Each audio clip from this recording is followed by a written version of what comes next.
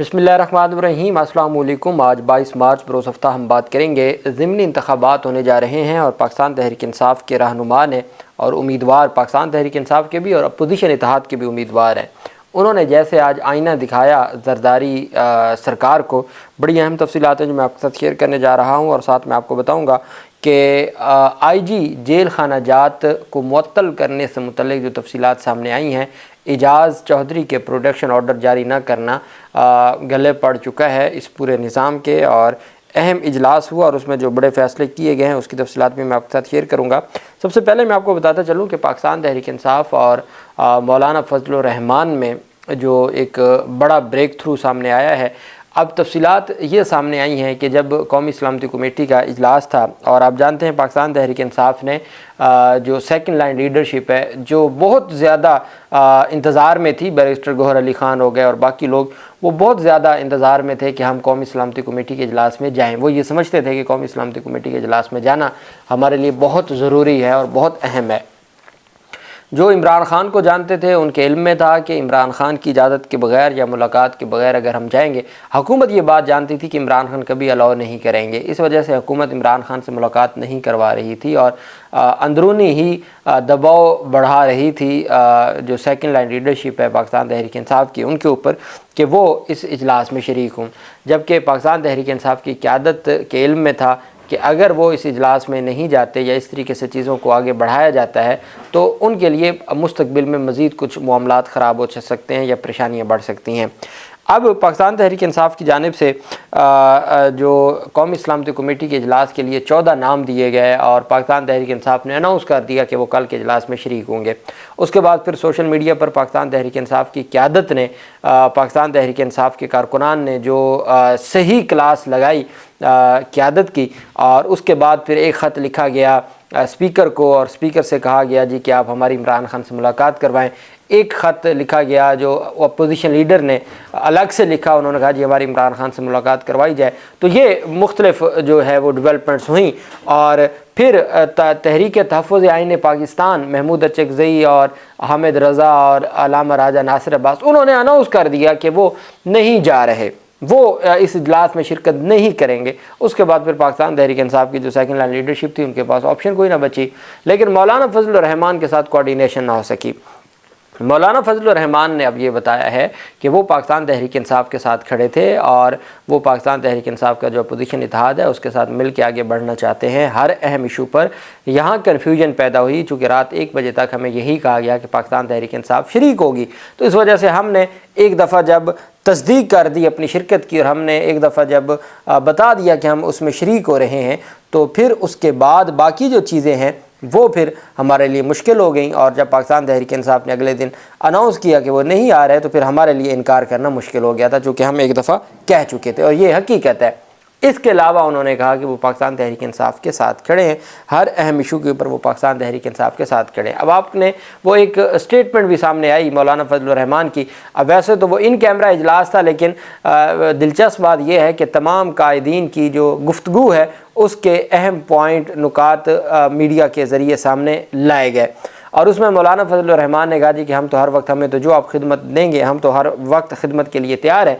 और मौलाना फजलुर रहमान ने कहा कि वो उसको साफ़ियों ने कहा जी कि मौलाना कहना ये चाहते हैं कि वो पुरानी तनख्वाह पर काम करने के लिए तैयार हैं। उस पर फिर जमीयत उलमा इस्लाम ने बाकायदा तौर पर एक अलामिया जारी किया कि चूँकि मखसूस जो पॉइंट्स हैं वो उठा के मीडिया को दिए गए, तो इस वजह से मौलाना फजलुर रहमान की जो मुकम्मल गुफ्तगू है उसको सामने लाना ज़रूरी है, चूँकि कुछ कन्फ्यूजन पैदा की गई है उस जो स्पेसिफ़िक मखसूस जो गुफ्तगू का हिस्सा है उसको पब्लिक करके। अब पाकिस्तान तहरीक इंसाफ के साथ उनके इत्तेहाद के हवाले से उन्होंने कहा, मौलाना फजलुर रहमान ने पाकिस्तान तहरीक इंसाफ से गिला किया कि मुश्तरका लहमल आपने नहीं बनाया, आपने हमें कहा कि हम जा रहे हैं, अगले दिन आपने अनाउंस कर दिया कि आप नहीं जा रहे। तो मुस्तफ़ा नवाज़ खोखर की दावत पर अपोजिशन जमातों की मीटिंग में मौलाना ने कहा कि इजलास के एक रोज़ कबल ایک بجے تک بتایا گیا کہ پی ٹی آئی شرکت کرے گی اور اجلاس کے دن پاکستان تحریک انصاف نے بائیکاٹ کیا تو ہمارے لیے فیصلہ بدلنا مشکل تھا۔ پی ٹی آئی رہنماؤں نے تسلیم کیا کہ اس فیصلے میں تذبذب سے مشترکہ حکمت عملی نہ بن سکی۔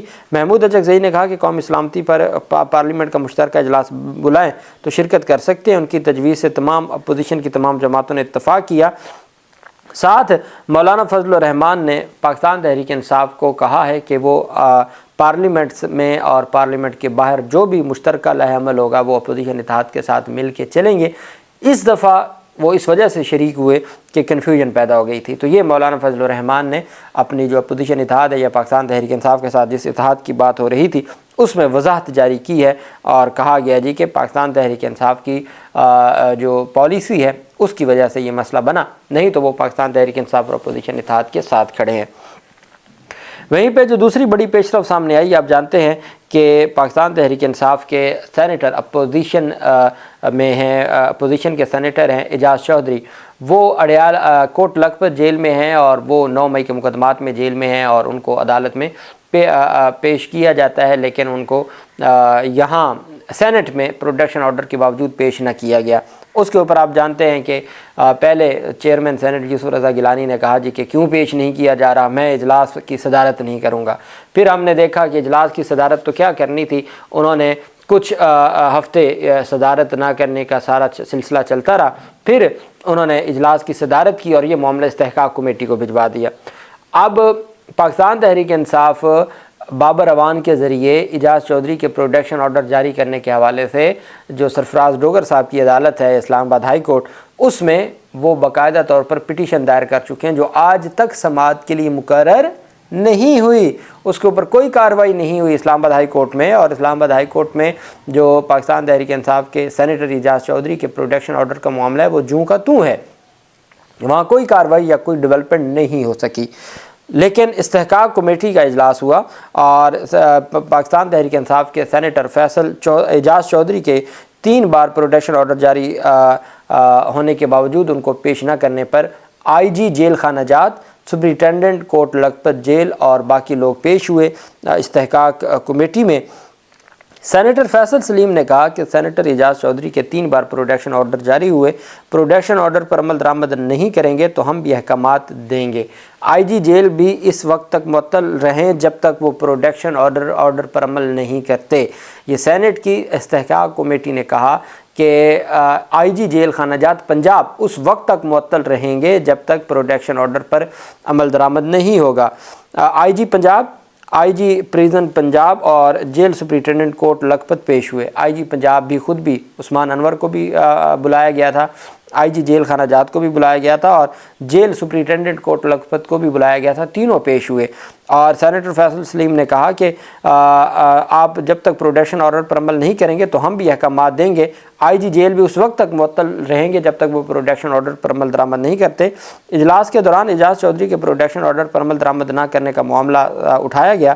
آئی جی پنجاب اور آئی جی جیل کے خلاف تحریک استحقاق پر غور کیا گیا۔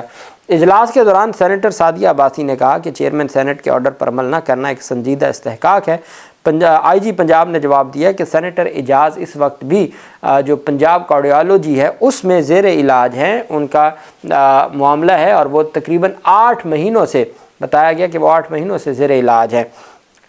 سعدیہ عباسی نے کہا کہ اگر آج نہیں ہو سکتا تو اعجاز چودھری کو پیر کے روز 24 مارچ کو کمیٹی کے سامنے پیش کیا جائے۔ یہ بڑی پیش رفت سامنے آئی جب انہوں نے کہا کہ ٹھیک ہے، آپ کی باتوں سے آپ سینٹ اجلاس میں آپ نے نہیں پیش کیا، آپ نے اس کے بعد ہمارے احکامات پر عمل درآمد نہیں کیا، تو آپ ان کو اس استحقاق کمیٹی کے اجلاس میں لے آئیں، سوموار والے دن 24 کو آپ وہاں لے آئیں۔ سینیٹر تاج حیدر کی زیر صدارت یہ اجلاس تھا۔ آئی جی جیل پنجاب اور باقیوں کی جانب سے بتایا گیا، انہوں نے تفصیل بتائی کہ جناب ہم اس سارے معاملے کے اوپر ہمیشہ ہم پارلیمنٹ کے احکامات کے اوپر عمل درآمد کرتے ہیں، لیکن اس دفعہ ایسا ہوا کہ چونکہ وہ جیل میں ہیں ہی نہیں، وہ ہاسپٹل میں ہیں، یہ آج انکشاف ہوا کہ وہ ہاسپٹل میں ہیں اور وہ زیر علاج ہے، اس وجہ سے ان کو ہم نہیں لا سکے۔ تو انہوں نے کہا چلیں وہ زیر علاج ہے نا، ہیں تو آپ کی کسٹڈی میں، اگر جیل میں بھی ہیں تو آپ ہی کی کسٹڈی میں ہیں، تو آپ ان کو सोमवार वाले दिन ले आए, नहीं तो फिर जब तक प्रोडक्शन ऑर्डर पर अमल दरामद नहीं होगा फिर हम हुक्म जारी करेंगे, आईजी जेल खाना जात मुअत्तर रहेंगे। और फिर साथ उन्होंने कहा कि फिर हम इससे आगे भी चलेंगे और हम पार्लियामेंट की तौहीन में फिर कार्रवाई करेंगे, आईजी पंजाब के ख़िलाफ़ भी, आईजी जेल खाना जात के ख़िलाफ़ भी और कोट लखपत जेल के ख़िलाफ़ भी। बैरिस्टर साहब जो पाकिस्तान तहरीक इंसाफ की खैबर पख्तूनख्वा हुकूमत के तर्जमान हैं, उन्होंने भी ये बात की है कि मरीम नवाज़ जानबूझ के पार्लियामेंट के अहकामात और सेनेट के अहकामात पर अमल दरामद नहीं कर रही। मरीम नवाज़ के ख़िलाफ़ तौहीन पार्लियामेंट का मुकदमा चलाया जाए, चूँकि सेनेट के चेयरमैन के अहकामात के बावजूद एजाज चौधरी को पेश नहीं किया जा रहा और वो पंजाब हुकूमत नहीं पेश कर रही। तो पाकिस्तान तहरीक इंसाफ की खैबर पख्तूनख्वा हुकूमत के तर्जमान बैरिस्टर सैफ ने यह मुतालबा किया है कि मरीम नवाज़ पर तौहीन पार्लियामेंट का मुकदमा चलाया जाए, चूँकि अदालती अहकामात पर अमल दरामद नहीं किया जा रहा। तो ये पेशरफ सामने आई है। अब कहा गया जी कि आप सोमवार को इस कमेटी में पेश कर दें और हम खुद उनसे पूछ लेंगे कि उनको किस हाल में रखा गया है और क्या वाकई वो उस वक्त हॉस्पिटल में थे।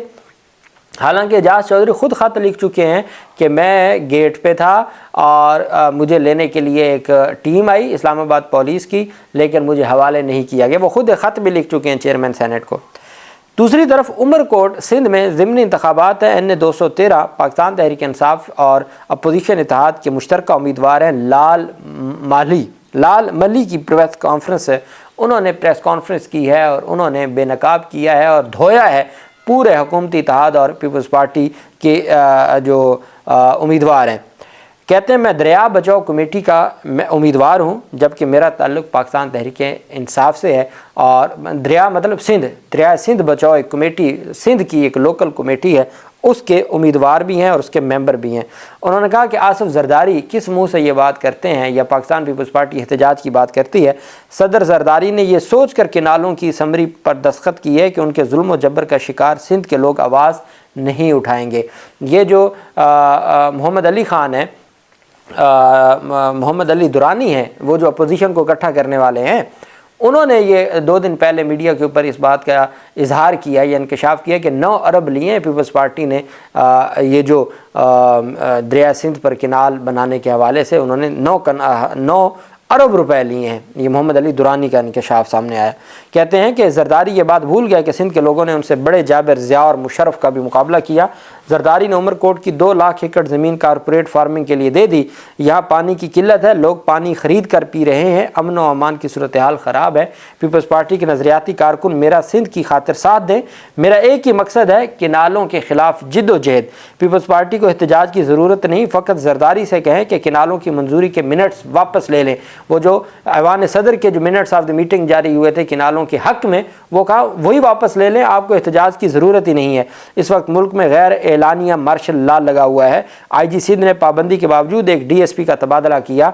तमाम SHOs मेरे मुखालफिन के आगे पीछे घूम रहे हैं। सिंध दोस्त लोगों से मिलकर पीपल्स पार्टी को हम शिकस्त देंगे। लाल मली ने कहा कि ये जो ज़िमनी इंतखाबात हैं ये पाकिस्तान तहरीक इंसाफ और सिंध की आवाम जीतेगी और बुरी तरह। और उन्होंने इस नारे के ऊपर इंतखाबात में की मुहिम शुरू की है, कैंपेन शुरू की है इंतखाबात की, कि सिंध की जो नहरें हैं वो बचाने की मुहिम और उस बचाने की तहरीक को उन्होंने अपनी इंतखाबी मुहिम का कहा है। और उनकी जानिब से आज उमरकोट में एक प्रेस कॉन्फ्रेंस करते हुए पाकिस्तान तहरीक इंसाफ और मुत्तहिदा अपोजिशन के उम्मीदवार ने पाकिस्तान पीपल्स पार्टी के ख़िलाफ़ चार्जशीट जारी की है, हुकूमती इत्तेहाद के ख़िलाफ़ चार्जशीट जारी की है। अल्लाह पाक पाकिस्तान का हामी व नासिर हो। बहुत शुक्रिया। अल्लाह हाफ़िज़। पाकिस्तान ज़िंदाबाद।